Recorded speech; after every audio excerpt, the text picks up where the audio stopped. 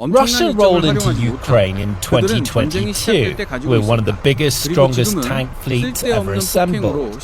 It was expected that that fleet, made up of a mixture of modern marvels like the T-90M and steadfast Soviet-era workhorses like the T-72, would play a critical role in securing a crushing, comprehensive victory for Vladimir Putin's forces. But that hasn't happened. Through a mixture of Russia's incompetent tactics and embarrassing intelligence failures, combined with Ukraine's valiant defensive efforts, the Russian army has suffered truly historic, unprecedented tank losses and remains unable to make the most of its armor advantage. It wasn't supposed to work out this way. Russia has long been famous for its tanks, dating back to the days of the Soviet Union. During World War II, for example, Soviet forces produced and deployed some of the mightiest military machines of the era, like the iconic T-34, renowned for its ability to adapt to challenging conditions with ease, but plagued by its own faults. Or the destructive Su-152, boasting enough firepower to destroy almost any enemy tank or armoured vehicle in its way with a single well-placed shot. Moving on into the Cold War era, the Soviet Union continued to demonstrate an almost uncanny ability to design and develop world-leading tanks, introducing models like the T-55, which went on to be one of the most widely produced tanks in history, the T-62, which featured the world's first smoothbore tank gun, and the T-72, which became the backbone of Soviet forces until the Union eventually dissolved and has continued to play a major role in Russian military operations to this day. While Russia's latest tanks are still yet to be truly put to the test, there's no doubt that the country has a rich reputation of producing tanks that are incredibly strong, versatile, and difficult to defeat. And when the full-scale invasion of Ukraine began at the beginning of 2022, many military analysts pointed to Russia's enormous stockpiles of both modern and Soviet-era tanks as one of the Kremlin's biggest advantages. Ukraine, too, had some older Soviet tanks stored away for a rainy day, but it couldn't contend with the sheer quantity of tanks at its opponent's disposal. While exact numbers are difficult to ascertain, numerous organizations reported that Russia had close to 3,000 operational main battle tanks, MBTs, at the beginning of the war, with thousands more stored away in military warehouses and other facilities across the country, ready to roll out onto the battlefield should they be needed.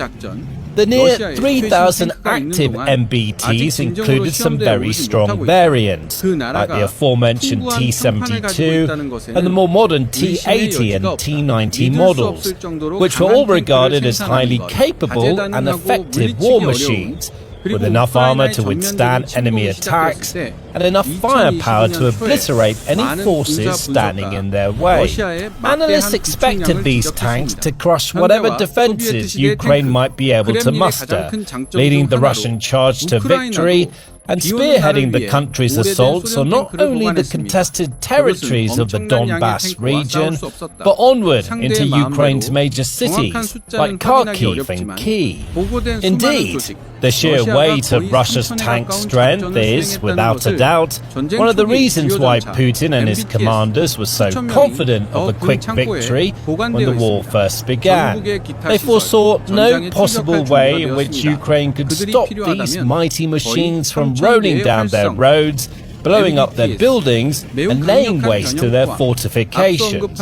And for a brief time, it looked like that's exactly what would happen.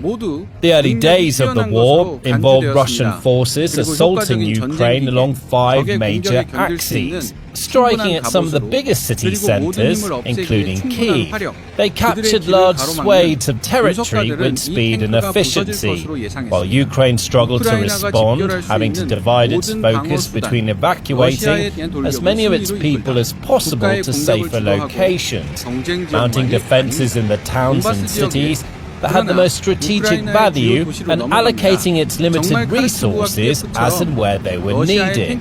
It looked as though Russia was on course to achieve exactly what it set out to do, with its enormous tank fleet proving its worth as the country's forces captured one square mile of land after another. Yet, by the end of spring 2022, everything had changed. Russia's progress hadn't just slowed, it had stalled, and in many areas the country's forces were being pushed back. Captured land was reclaimed by Ukrainians, and the Kremlin's army suddenly found itself on the back foot, forced to transition from large-scale combat operations to much smaller assault forces. It withdrew from its northern axis around the Kyiv and the Sumy Oblast, focusing more of its efforts instead on the eastern regions, and its losses began to spiral, with supposedly unbeatable, indestructible tanks blown to bits by Ukraine's brave defenders. Years have passed since those early stages, but Russia has still not been able to find a way to return to those early tactics that proved so effective. It continues to rely on small-scale infantry forces, largely without much or any armour backing them up, in a bid to take ground and achieve objectives, rather than rushing in and overwhelming its opponents with vast armoured divisions and destructive dominant tank formations. A detailed analysis of this strategic shift was written by US Army veteran and author Brian Powers and published on the official US Army website. In his analysis, Powers cites many factors leading to Russia's transition to smaller, predominantly dismounted infantry offensive actions, including the rapid rise of unmanned aerial systems across the battlefields of Ukraine, which changed the state of play completely and caused both sides to rethink their tactics. He also, however, notes that one of the big reasons why Russia has been unable to mass forces and orchestrate large-scale assaults along key frontline locations is quite simply because it's suffered such dramatic and devastating MBT and armoured vehicle losses over the course of the conflict so far. We don't know exactly how many tanks have been damaged or destroyed, but the figure is clearly in the thousands.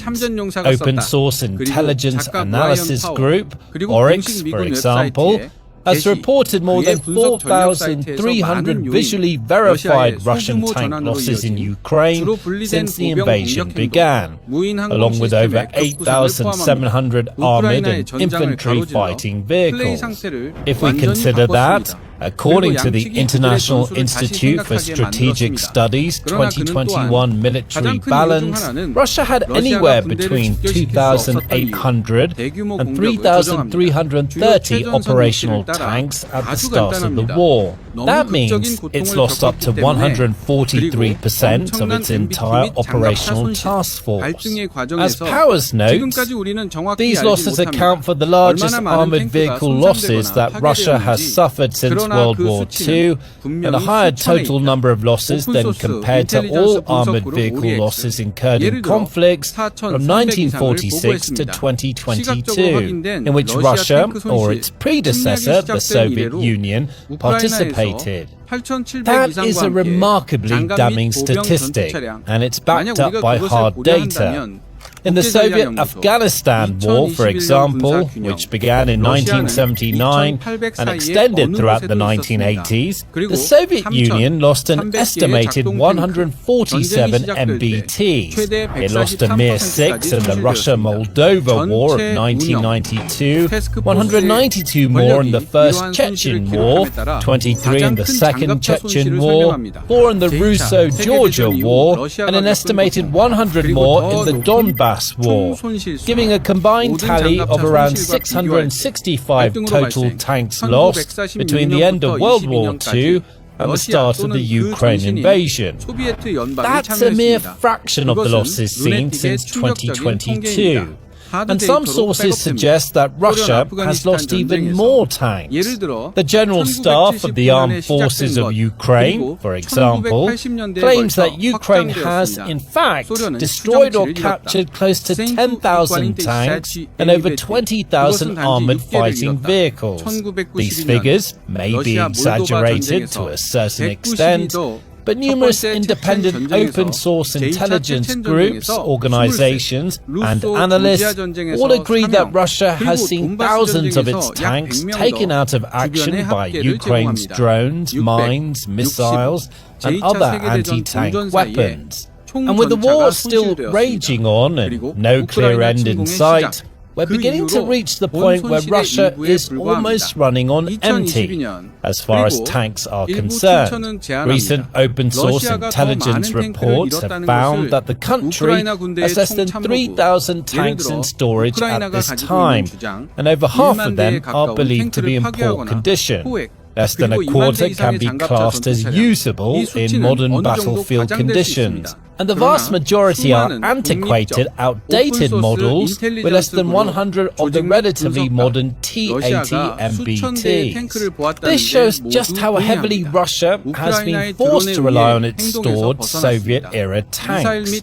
Its forces have been seen on numerous occasions dragging rusty old relics out of dusty storage facilities to replace those that have been destroyed, sometimes deploying tanks that are 50, 60, or even 70 plus years old, like T-54s and T-55s, which originally entered service way back in the late 1940s. Experts have long debated how and why this has happened, and the fact of the matter is that there's not one single reason behind Russia's dramatic tank losses. Instead, it's a whole multitude of factors that have all come together in a chaotic cocktail, decimating the Kremlin's armoured fleet and leaving Russian troops running into battle with minimal armour to back them up. Russia's overconfidence and arrogant tactics at the start of the war, for example, are partly to blame for the country's subsequent losses. Back when the war began, many in Moscow believed that Ukraine would simply roll over, that there would be minimal resistance to overcome, that many Ukrainian people would wave, cheer and welcome Russia's liberators into their lands with open arms. Fed false intelligence by its Federal Security Service, FSB, Russia's leadership went into the war feeling absolutely sure that it would be all over in a matter of days. As a result, they didn't take the necessary time to plan out their invasion with the level of precision and strategic intelligence it deserved. They thought that their larger, stronger force would simply be enough to break down any opposition, and that the flag of Russia would rise above the streets of Kyiv in a matter of weeks, if not days. This in part led to a lot of tanks being taken out in the early stages, because rather than entering dangerous areas in strict, structured formations, with plenty of infantry troops to escort them and fend off possible flanking attempts or surprise strikes, Russia's tanks were often dispatched in random, illogical ways, with minimal tactical oversight. This resulted in many being cornered and taken out by Ukrainian soldiers, and there were even reports in the early weeks of civilians managing to capture Russian tanks or attacking them with Molotov cocktails and other makeshift weapons. Russia also didn't expect Ukraine to receive so much aid from its allies around the world so soon into the conflict. It didn't take long at all for countries like the United Kingdom and United States to dispatch anti-tank weaponry to Kyiv's defenders, with the US sending around 5,000 Javelin anti-tank missiles in April of 2022, and the UK providing more than 4,000 next-generation light anti-tank weapons, or NLAWs, by late March of the same year.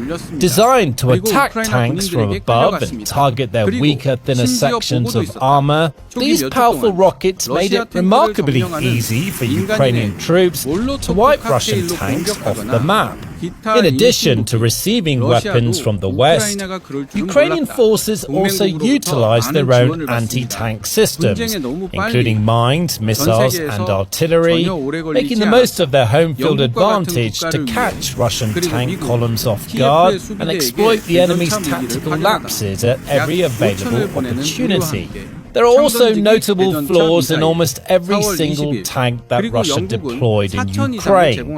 The T-72, for example, which has been the backbone of the country's ground forces for decades now, may have a lot of positives. It's extremely lightweight, for example, and relatively cheap to make, but it also has a gigantic design flaw that's seen some experts label it as the death sentence tank.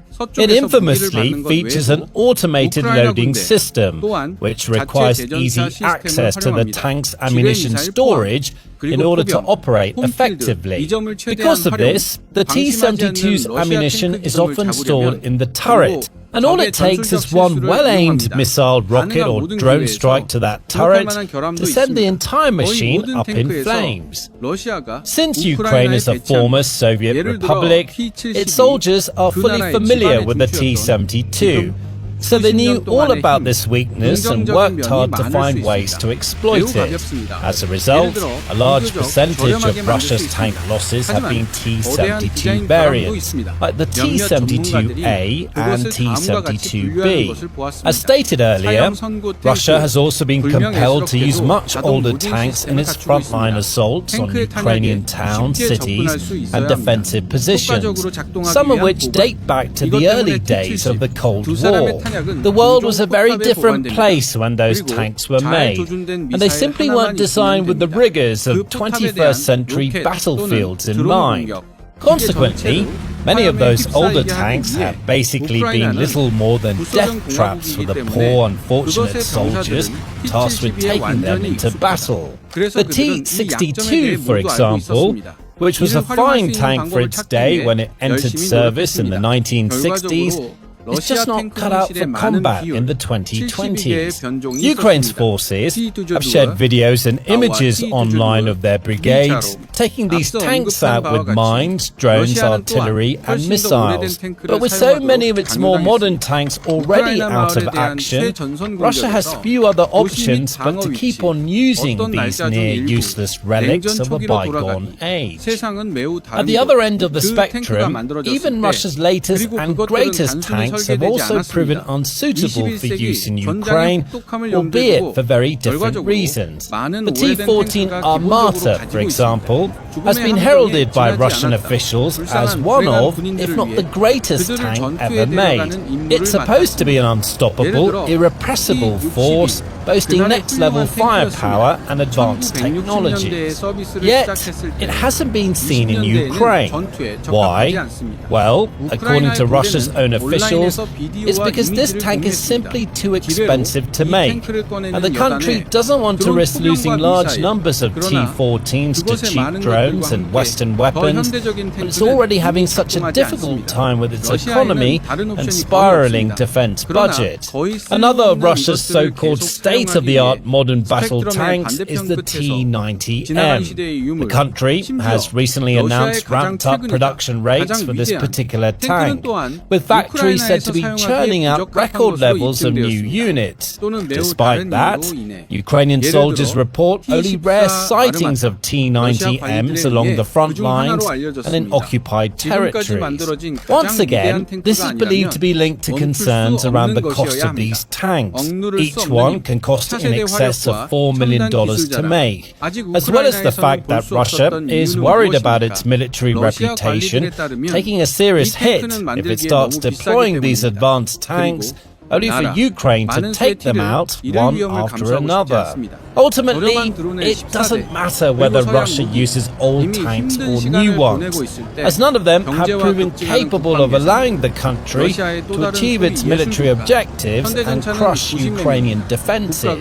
Instead, Ukraine has consistently shown that no matter what Russia throws its way, it will find a way to eliminate it, most often with the aid of drones. Because this war, more than any other conflict, has come to be dominated by drones. Russia regularly relies on them to bombard Ukrainian towns and cities, killing and injuring civilians while dealing as much damage as possible to the likes of residential buildings and other infrastructure. Ukraine, meanwhile, often deploys its increasingly diverse and deadly drone army to take out Russia's most important military assets, including tanks and armoured vehicles, rendering the Kremlin's enormous armour advantage almost worthless. Now, the war has reached a stage where Russia not only has fewer and fewer tanks to call on, but is more frightened than ever about actually using them, because it's facing an enemy that has mastered the art of blowing even the biggest and toughest tanks to pieces. And the Kremlin's commanders have no idea how to handle that. As Powers notes, Russia has largely been reduced to deploying its armour in what he calls near-suicidal front assaults, sometimes involving as few as 2 lone vehicles and age-old tanks equipped with coke cages, ad hoc armour, and metal slapped onto the sides or top of the vehicle to protect against first-person view, FPV drone attacks, and drone-dropped munitions. The US Army veteran goes on to explain how coordinated movements of trained vehicle crews and tactical unit formations are now noticeably absent from Russia's tactics. Instead, the Kremlin's officers order troops to advance as quickly as possible on Ukrainian positions, a tactic that often leads to near-instant chaos. While Powers describes Russia's strategy as failed and futile, CSIS noted in November 2025 that Russia continues to adapt its tactics, testing new ways to penetrate Ukrainian defences. Despite these adjustments, Powers argues that the Kremlin remains stubbornly committed to ineffective systems, persisting with approaches that have repeatedly failed. The Russian army is quite literally being decimated, because it's simply not possible to win or even efficiently fight a war like this one without sufficient armour. Objectives aren't being achieved, progress remains slow, and gains are minimal, because troops are always going to struggle to get things done when they don't have tanks or even armoured vehicles to back them up. But Russia doesn't seem to care. Putin and his commanders continue to burn through resources and throw men into the meat grinder, failing to capitalise on the enormous advantages they had at the start of the war, and now wasting time and lives on futile assaults and meaningless missions. The longer this goes on, the more unsustainable it becomes. And with Russia continuing to struggle in so many other areas, Putin must be looking back and wishing he'd used his tank advantage much more effectively back when this war began. Now, you can learn more about Russia's ongoing woes in this video, which looks at how the Kremlin's once solid front line is starting to crumble and collapse. Or check out this deep dive into how the endgame for Putin has already begun, with the Russian president stuck between a rock and a hard place, with nowhere to go and nothing but misery lying ahead. And finally, to make sure you don't miss out on the latest breaking news from the front lines of